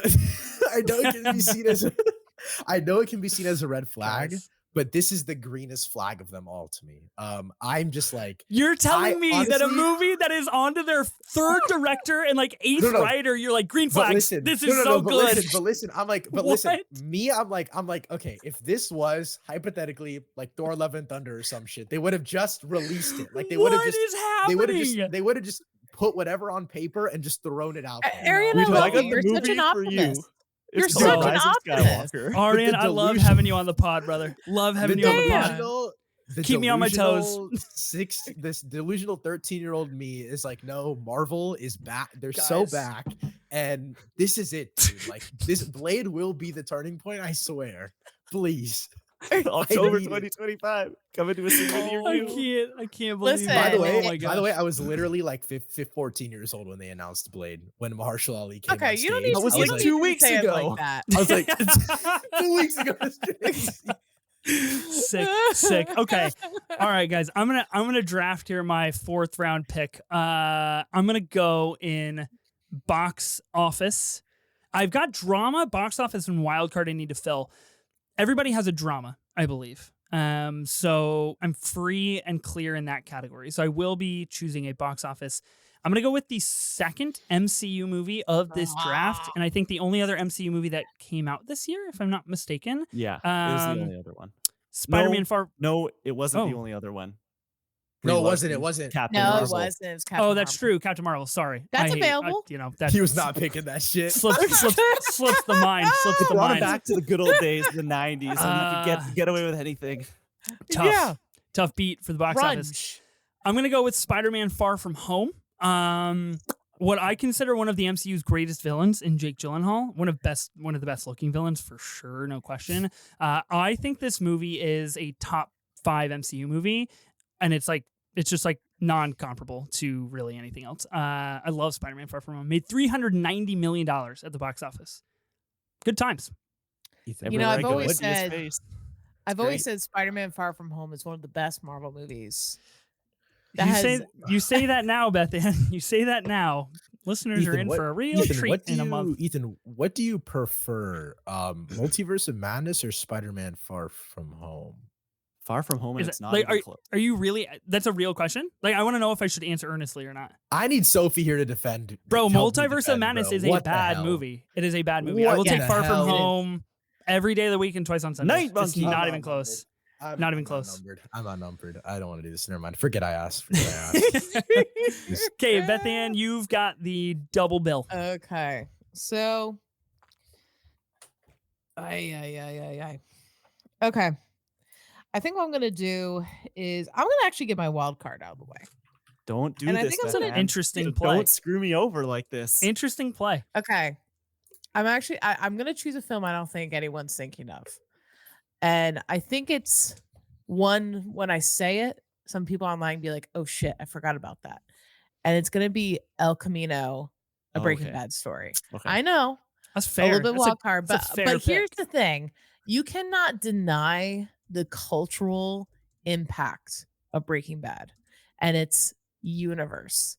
I mean, El Camino is a great finishing, I think, to the story. I mean, I could also get into Better Call Saul because I'm a huge Bob Odenkirk fan. I have a Better Call Saul tattoo, Bethanne. Do you have a Better Call Saul tattoo? Here we go again. No, but prove your worth. I got a mask. Oh, that's pretty He good. wears a mask at some point. That's so You could say funny. he's wearing a mask half the show. I literally have when a he's at tattoo of a. Cinnabon, I have a he's tattoo got of the a mask. Cinnabon with the scales of justice. It's pretty good. Really? Yeah, I can't. It's on my ankle, so I'm not going to whip it up on camera. But you know, Pixar didn't happen. it's there. I'll First put it. I'll off, put it on the that's a Twitter. Great idea. That's a great idea. Shout out to my artist. She thought of it. She was like, "Yo, I want to try this new color. You want a tattoo?" And I was like, "Let's go." I love that. But no, El Camino. I think I want to pull in. It's strategic. I want to pull in that Breaking Bad crowd, and I also love the Breaking Bad universe. So I'm gonna put that there. I'm gonna go into. I guess I'll do my box office one now. Oh, I'm really surprised you're saving action horror for last. Huh. Because I'm not a huge action horror person, and I'm not exactly jazzed with the ones I have left. Hidden So Frontiers right there. You will Just have to draft that category at some point, Beth Ann. Just I because you don't know, draft it well- now doesn't mean it goes away. well, She's I going was to hoping apply you changed for the rule. an exemption at the end. I Yeah. would like to take a second comedy, please, Ethan. If you may hear me out for one moment, I'd I like a just- second box office. I don't want to draft it right now. Is there any harm in that? Hey, you do you. Okay. You know, shoot. See, you verbally abuse her enough, and then she starts rethinking her process, her frazzled. strategy. No, I'm still doing a Stars in her box eyes. office. I can't be bullied unlike last night. Well, A we'll see month about from that. Okay. Last night, a month from now. I'm gonna. Oh my god. Okay. I'm gonna go ahead and do box office, and I'm solely doing it by numbers. I'm not actually saying this is a good movie because I don't think it's a good film.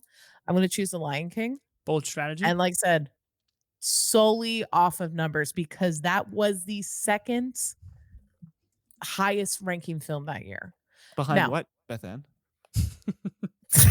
Avengers Endgame. Makes That was a good one. That was a $543 good one. million. That was good. $543 million at the box office. Barry Jenkins working on Mufasa. You guys excited for Mufasa? I think it could go What a well. wild move. Literally haven't watched the trailer. Couldn't care less. Crazy, Yeah. crazy question, by the way, Ethan. Like no one's ever asked that question in the history of mankind. Are I you don't hyped think. for Barry Jenkins' next film, Mufasa? What I would ask you, Ethan, and the rest of the cast here, do you remember the moment when this movie's cast was announced? Yes. I don't think remember so. Donald Glover and Beyonce, and I Yeah. was like, that's And it. there was they can't all do I anything need. wrong. There's no way this can be bad. John Oliver, Well, Childish Gambino, James Earl Beyonce. Jones Yeah. came to repre, and that's the thing. Like, I think the film almost could have made it. Seth but- Rogen, Billy Eichner. Like, Yeah, that movie could have almost made it, but it didn't, and it disappointed a lot of people. It disappointed me. But why am I selecting it? Because it's the second highest ranking film. So in theory, that is a good box office pick, and I want that stated. It will not whenever be. you're It will building the not be stated graphic. on the On the graphic. graphic, It will okay. not be on the graphic. Let me assure We'll you. have Lion a King little solely star. chosen for box See footnote. office number. We will not be putting footnotes on the I graphic. really just want to fuck with the audience at the end of the day. They're gonna see like Joker. Damn. You know what they're gonna Uncut Gems, see? They're gonna damn. see. They're gonna see a Jojo Rabbit, team that they think is damn. mine, and then they're gonna be like, And "That then guy they're gonna drafted the go- Lion King." Wow. Well, good. I want them to think Ethan drafted the Lion King. This is actually 4D chess here, Ethan. Ethan's a If big you think Zazu about guy. it. You guys think it's 4D chess, Bethanne? You're playing like checkers with stones here. You're way back Oh, in hardy time. har You're way har. back Uh-huh. in time. Haven't seen The Lion King, never will. I'm a pretty adamant believer that Beauty and the Beast is the best live action thing that Disney has ever made and will ever make. And Check out Pete's Dragon. Pete's Check it out. Dragon. I'm Pete's good. Dragon Underrated. is very underrated. I am a David Lowery guy, but Pete's Dragon probably not for me. I'll just say that. Okay, I've got a drama and a wild card here. What should we do? What can we do? Well, drama is looking a little skinny for me, a little on the thin side. But I'm the only one that needs it. So you guys, I feel like you guys But the got what you wild card wanted. spot, you never know what can happen, Ethan. Dude, It's true. Ethan, It's a Ethan, wild you could card. Ethan, you could really cook my entire list right now if you take one. My like, it goodness. is- If I take I've never John met Wick? a guy who wants to be cooked so Dude, much. John Wick's sick. John Oh, Wick chapter oh. Parabellum, not that good though. He's on a horse. Halle Berry, come on. Okay, Venom is on a horse in the new Venom trailer, Dude, and and I it looks immediately sick as checked hell. out. Venom It is a looks horse. so- I will immediately be- checked dude, out. It is the coolest thing I've ever seen in my life, by the way. Um, Make it be known, movie draft podcast. I will be drafting Venom 3 whenever the time comes in this The podcast. Last Dance. Put some respect on that name. The Last Dance. I can't believe that's a real movie. Sony is Dude. really committed to the bit. Like, I give them props Dude, for that. Well done. Venom got a trilogy before God. Superman got a trilogy. Let's That think means about the Alamo Draft House, when that comes out, is gonna suck. That's gonna be tough. It's gonna be a bad beat. S- Okay. So I have a couple movies in drama, but I want a little bit more time to be sure that I'm taking the right one, because I feel like I've gotten stung by a couple of these movies before, and I don't really want to go down that path again. They're mired in a little bit of controversy, so I have to be wise here. So I'm going to be taking in Wild Card, a movie that has its hive, a movie that has its fan base, and I think it's quite good. I don't think it's great, but I think it's quite good. Robert Pattinson, Willem Dafoe, little movie called The Lighthouse. Pretty cool shit. That's about it. that was That's it, dude. Feeling cooked, Aryan, or what?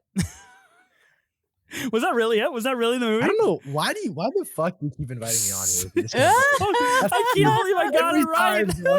Every time, bro. You're like his plaything. Oh, Aryan. Are You're you just fond of me, you lobster? Toy I around should- with this kid I for should a have just while. asked you that. Are you fond of me, lobster? You are the cat playing with the mouse, Ethan. Dude, Let me just smack it a few times. Hey, cat's Dude, this still on the is- board. Feels dude, pretty good. this is, Feels pretty good. Cat, that's a good one.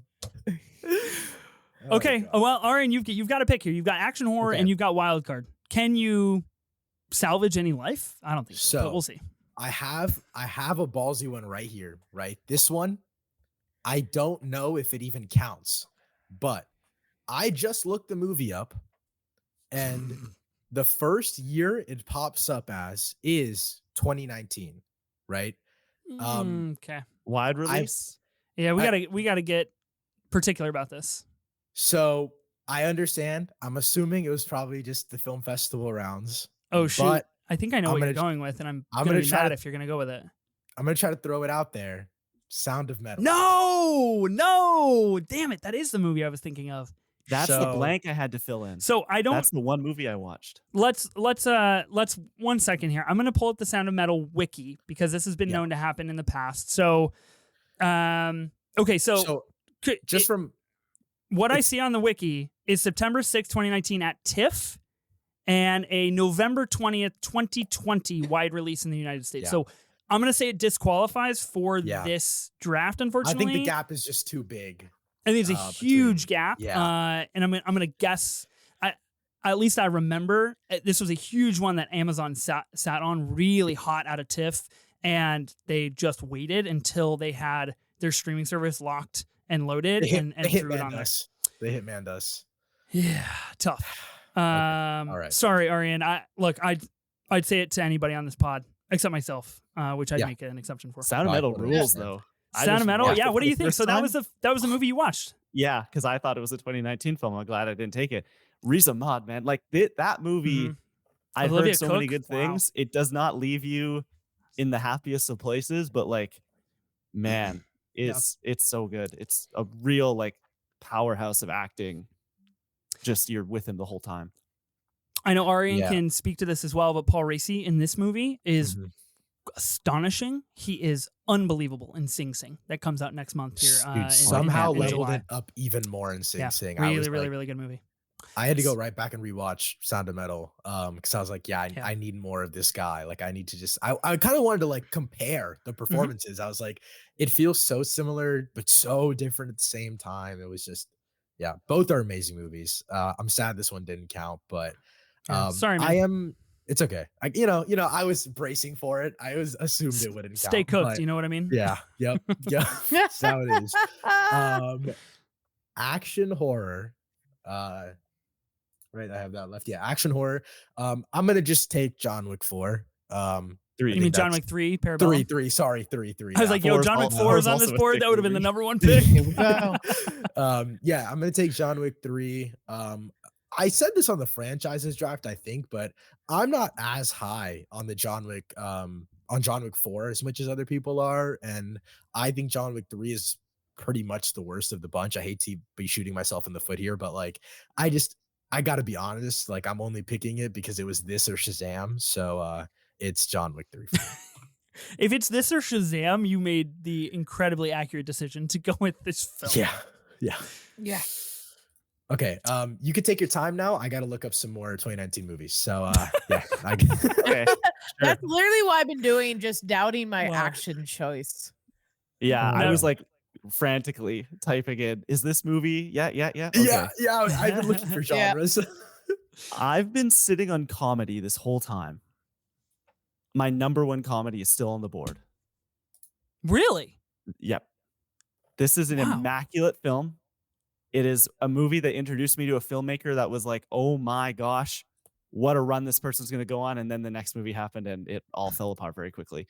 I'm picking Booksmart in comedy. Ooh. Talking about Olivia Wilde? Ooh. Olivia Wilde. I think that it's the first, it's the first introduction we get, or I got, to Caitlin Dever, Beanie Fieldstein, coming off of Lady Bird, but we get a lot of her here. And it's hilarious. I love, like, people who know me know this about me, I love coming of age stories. I mean, look at I've got Lady Bird on there already. Like, I love young people going through the bullshit of growing up. And I think that this movie is like, what if John Hughes made a raunchier modern day film? And I think that it's great. I want good things for this cast and maybe Olivia Wilde moving forward, but I don't know if we're going to get them. Yeah, I don't know if we're going to get them either. Don't worry, darling. Everything was there. It like was leading into it. I didn't mind it. I thought it was fine. I didn't think it was the worst thing in the world. From a casting perspective, from a premise, I was like, cool. Like, let's go. And then we get it, and it fell flat on his face. But it's a very bad film. Oh yeah, a movie I could not believe. I had it spoiled for me early, and I could not believe what someone was telling me. I was like, there is no way that this turns into that, but it did. Okay. I'm watching Booksmart next week for the first time in theaters. Oh, you'll love it. I have it planned out, so I'm very excited for that.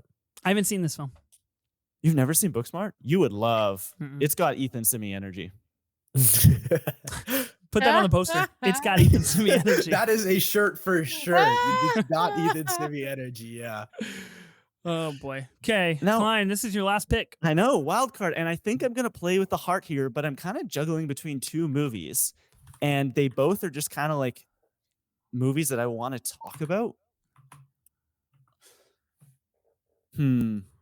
I think I'm gonna do the one that people have actually heard of, because the other one is like a deep Amazon cut that absolutely rules.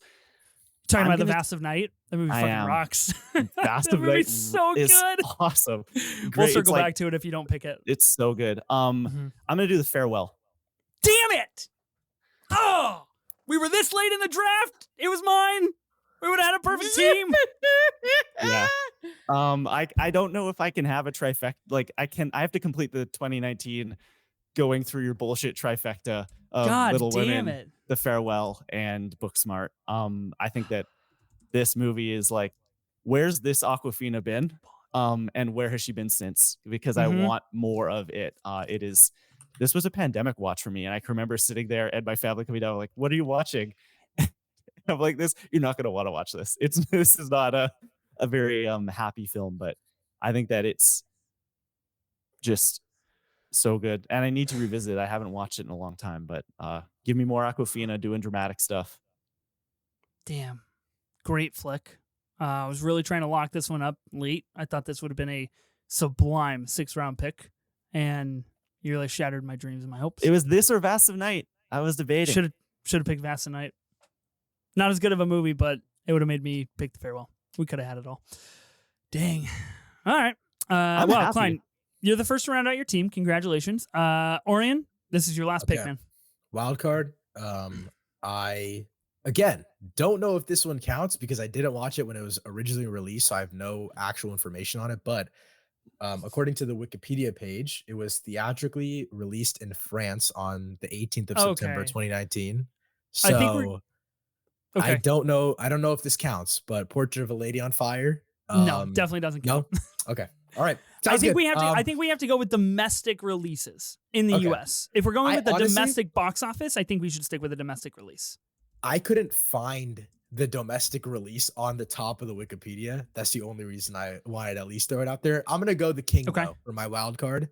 I recently rewatched this movie for Timothy Chalamet tier list video that I was doing, and I love The King. It is one of my favorite Robert Pattinson performances as well.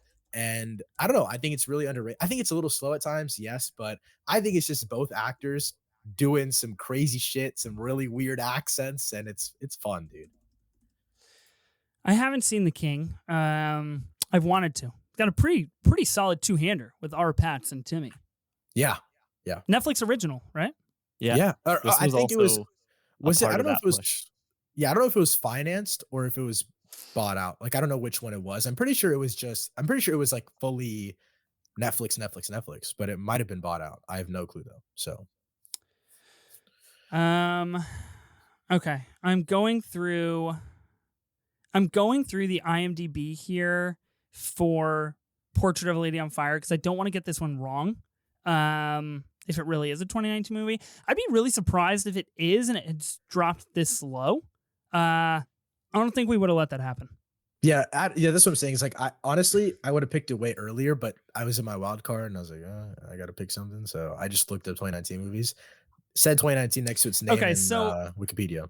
So here's what I'm seeing on IMDb, just to be very clear with you guys and the listeners. So obviously he's playing the film festival circuit in 2019.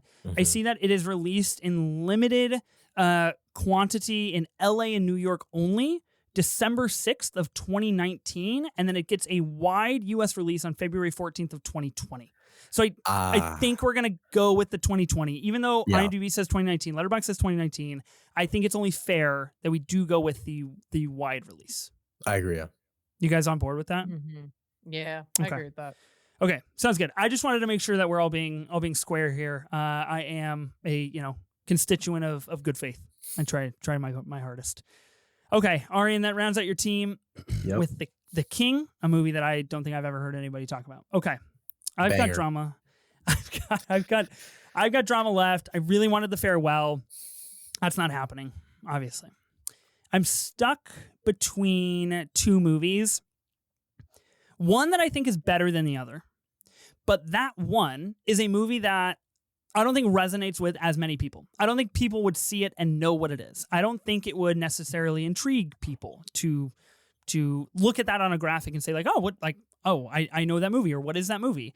So I'm going to go with something that's a little bit more hot to the touch right now, hot on the tongue. Rose Glass's directorial debut comes out in 2019, Saint Maud. I'm going to be picking this for my drama. Do we think it counts as a drama? I kind of forgot I had a category here. I thought I was just kind of picking whatever. Tap into the IMDb. I have no clue. Yeah. No idea. You guys making me do the legwork? Guys. Okay. It's let's show. Okay. That's right. Guess you're not wrong. Right. Wait, I just came across it. I'm on the horror of 2024. It got an 83 meta score. Saint Maud is good as drama, horror, and mystery. So yes, we did it. Okay, so I will be selecting Saint Maud in drama, a movie that I think is good, and the final 10 minutes are superb. I think Rose Glass is really onto something effective here with Saint Maud. It is one of the more chilling A24 horror movies. I think one of the more underrated A24 horror movies as well. And I think with the release of Love Lies Bleeding this year in 2024, a lot of people becoming more known about Rose Glass and Saint Maud and what her trajectory is as a filmmaker. So I feel pretty good about getting Saint Maud here. I was up in the air about another movie, another A24 movie, but I'll save it for honorable mentions.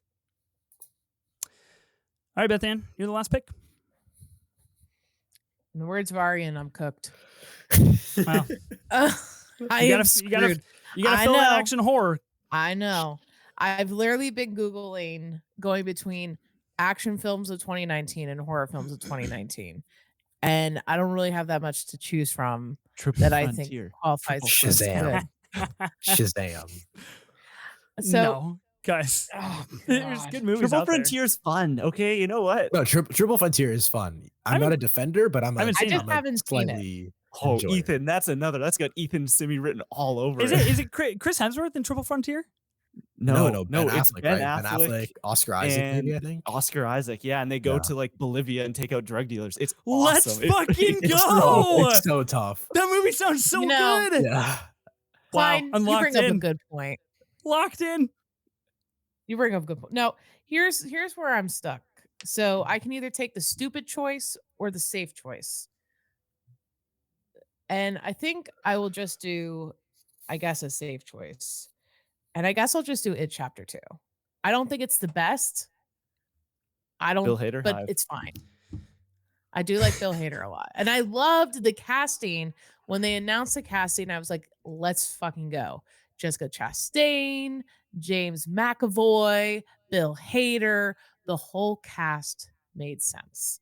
But I also love It Chapter 1. I think that was one of the funnest films. So, you know what? We're just going to put that there. Call it a safe choice.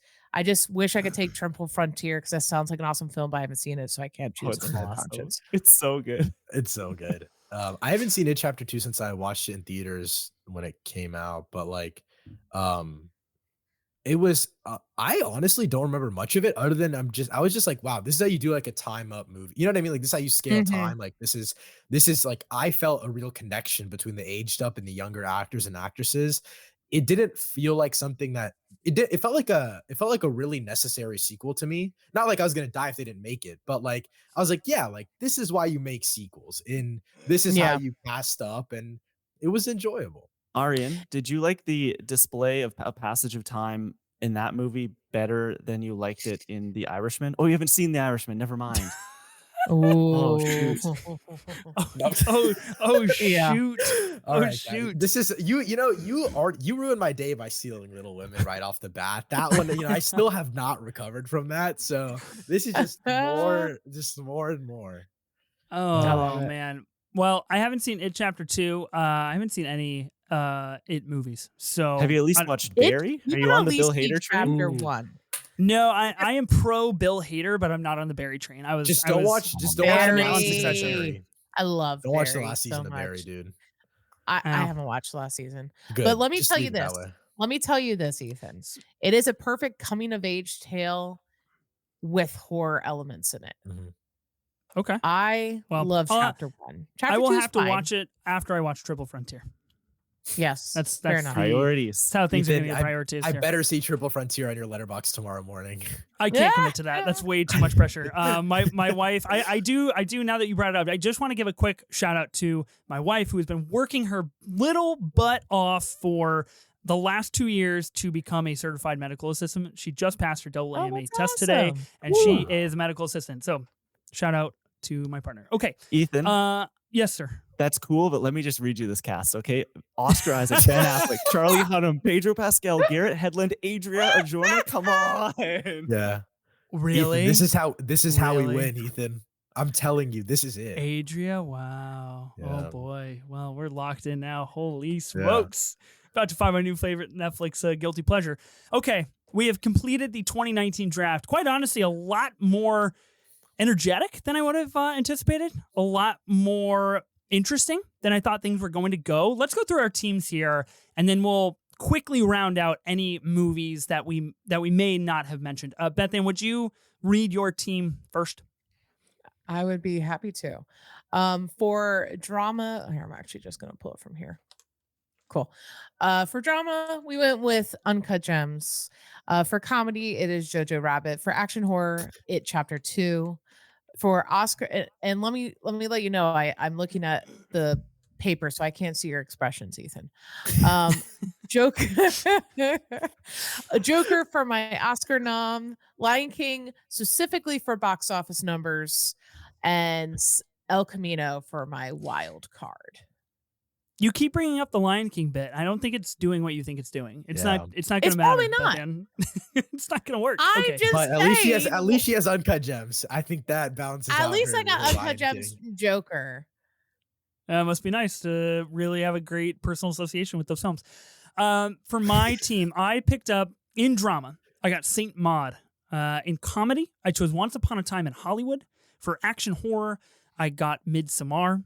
For Oscar nom, I picked up The Irishman. In box office, I got Spider-Man Far From Home. And in wildcard, I got The Lighthouse. Quite honestly, a pretty unassailable team. I'm not even going to front with you guys. That's just six stalwarts. Aryan, what's your team? For drama, I have Ford v Ferrari. Comedy, Knives Out. Action/horror, John Wick 3. Oscar nom, Parasite. Box office, Us. And then my wild card was The King. You sound pretty jazzed about your team. No, I'm gonna let the voting do the talking this time around. Last time, you have Parasite on your team, and you're like, man, my team is and Knives Out. I wanted to just leave. All I wanted to do was leave with Lori on my team. That's all I wanted from this draft. You had the chance. You could have picked her. I know. I just wanted little Lori. Little Women teaches us you can decide your destiny. You don't have anyone free. He took it right out of my hands. You were tempted by Parasite. He took it all away from me. It's the power of Parasite, baby. The power of Parasite. Klein, read us your team. I have Little Women in drama, Booksmart in comedy, 1917 in action horror, Marriage Story in Oscar nom, Avengers Endgame in box office, and The Farewell in wildcard. And Triple Frontier in my heart. We gotta add a heart category. That's what we gotta go off screen, but it's in our hearts for sure. I do want to give a shout out to The Vast of Night, a movie that is really quite good. Criminally underwatched. Yeah, criminally underwatched, an Amazon Prime original, I believe. Really, really good thriller about what's out there in the night. Just really, really great sound design in that movie. Anybody else want to give anything a shout out here? I was gonna say instead of Saint Maud, I was looking at First Cow by Kelly Reichardt. Really, really, really good movie. Featuring our boy John Magaro, our little sad boy. But I just felt like a little too underrated for a draft, if you know what I mean. Mm-hmm. I want to give a shout out to Little Women, because it is on my team in my heart. Yeah. I've got a couple just quick ones. This isn't my favorite movie by this filmmaker, but I do think that is worth shouting out. Makoto Shinkai's Weathering with You. Your Name is one of my favorite movies of all time. This is a follow-up to that. If you love beautiful animation, this is really, really incredible work from a Japanese filmmaker. And then I know controversial figure at the center of it. I think Peanut Butter Falcon's a fun movie. I thought that I can remember watching that and being quite moved by it, actually. So I'm glad you brought that up, because the last thing that I do want to say is I love The Last Black Man in San Francisco. Excuse me. I think it is a 5-star film. I really, really do. It is a incredibly elaborate, beautiful look at a city and the a gentrification that takes place within a city and what that does to somebody, a community, some people, how to express that through art. Obviously features Jonathan Majors at the heart of this movie. But if you're able to separate the film from the actor and from the bad person that he is, I think The Last Black Man in San Francisco is a wonderful, wonderful movie. I don't know what Joe Talbot is up to these days, the director of this movie, but it's the only movie he's ever made. And I respect him for being one and done. I've made a masterful movie, and he did. But I just felt like I wanted to go in a different direction. Dude, I had no idea that this movie came out in 2019. Holy so good. shit. It is actually ranked 5th on my 2019 ranked list on Letterboxd. I've drafted it before in other drafts. I just wanted to mix it up for conversation's sake. And I got to be honest with you guys, I get a little tired of defending a movie that has such a horrible person at the center of it and asking people to separate the art from the person. It's hard. Gets a little it's redundant. So hard. It's tough. Great movie, though. Great movie. That's what sucks about filmmaking, man. Because there are some beautiful, beautiful films, but because the actor just seems so fucking stupid and wrong, it just taints the entire experience. The whole production, yeah. And it's and honestly, that's what I find so interesting about Hollywood productions is all hundreds of people are making this beautiful thing, and then instantly it just gets shut down. You know what I mean? It's people instantly write it off, and I'm yeah, I get why you didn't pick it, Ethan, because I defending that is, dude, I'll say I've had to defend that one to my friends far too many times, and you can get an absolutely gorgeous collector's version 4K on the A24 shop right now, and it is a wonderful addition to any physical media collection. Okay, guys, we've done it. 2019 regular draft here on the Movie Draft Podcast. I appreciate you guys joining me for the madness, for the fun, for the triple frontier suggestion. You guys feel like we've done a good exercise here today, and we've all walked away winners except Aryan, who said that Wonka's a good movie. Huge thanks to everybody for being on this show. Aryan, if people want to find more of you, where can they find you at? On YouTube, youtube.com/AryanP for all my reviews and more movie thoughts on my Third Thoughts podcast. Bethanne, what about you? You can find me on Twitter and Instagram at Bethanne Tarpley. And Klein? You can keep up with me everywhere. I'm at the Klein Felt on Twitter, TheKleinFelt. Also writing and editing every day at thedirect.com. You can also find me on podcast services around the world on Reckless Rebellion, a Star Wars podcast, and Controller Club, a video game podcast. So wherever you're listening to this right now, come say hello. Who do you guys think is going to win this draft? Honest question. I think Klein got it. Klein, you're like, well, I'll take a win if I have to. Yeah, no. Hey, the last time I won one of these drafts, you had to shut down the podcast that it was on. So you know what? Ooh. Yeah, this might be the end. This might be the last episode, quite honestly. We do have scheduled for next week a movies with colors in the title draft. Shout out to one of our listeners for suggesting this this draft. If you guys had to pick a movie from that draft, what would you pick? Turning Red. Yeah, I was just about to say that. See, this is the benefit of being the sole host on this week's episode is that I get to do a little, on the streets surveying, figure out what the people want. It's going to be an hour of you talking about Blue Valentine. Okay, let's not be like, that's so good. That is, yes, that's Let's go, Aryan. Part of the Blue Valentine Hive. Yes. You'll love to see it. That's You'll love a 5 to see out it. of 5. That's it. Green Knight, another good one. Green Knight's so good. Wow. Good one. I literally haven't done any research Grill. yet. You guys are just getting my brain percolating. Red with Bruce Willis. Okay, That's I don't know about actually that. a We fun gotta film. we gotta turn the pod With down now. John We gotta wrap. Thank you guys so Rain. much for being here on this episode. Be sure to listen and subscribe to the Movie Draft Podcast on Spotify, Apple Podcasts, or wherever you get your podcasts. New episodes of the show will be released weekly on Tuesdays. We'll see you then.